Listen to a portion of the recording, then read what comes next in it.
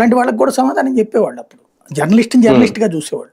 ఇప్పుడు జర్నలిస్ట్ కాకుండా పేపర్ టీవీని బట్టి వాళ్ళని రాజకీయ పార్టీ కార్యకర్తల్లా చూస్తున్నారు తప్పించి ఇది లేదు. బట్ ఇప్పటికి కూడా ఇప్పుడు మీరు చూడండి 5 ఏళ్ల జగన్ పాలనలో ఒక్కసారన్నా ఏదైనా పేపర్లకు ఇంటర్వ్యూలు ఇచ్చాడా, టీవీలకు ఇంటర్వ్యూలు ఇచ్చాడా? ఈ విషయంలో జగన్ గారికి మైనస్ ఒక రకంగా. ఆ విషయంలో చంద్రబాబు గారికి లోకేష్ గారికి హ్యాట్స్ ఆఫ్ చెప్పాలి. ఇప్పుడు ఇంటరాక్ట్ అవుతారు అంటే అందుబాటులో ఎవరి కోసంలే ఏంది రాస్తే ఎంత రాయబోతే ఎంత అని అనుకోడు ఆయన.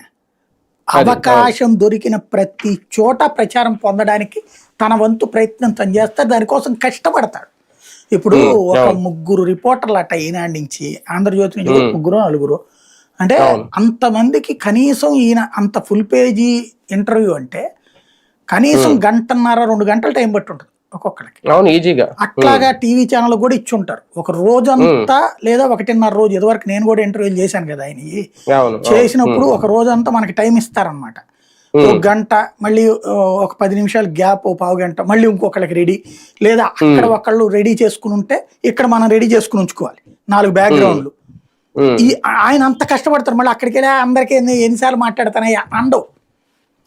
లోకేష్ కూడా ఆ మంచి లక్షణం ఉంది, నాన్న దగ్గర నుంచి వచ్చినటువంటిది. అదే జగన్మోహన్ రెడ్డి అయితే అదేదో ఆయనే సొంత పత్రిక కావడం ఒకటి, సొంత టీవీ కావడం వలన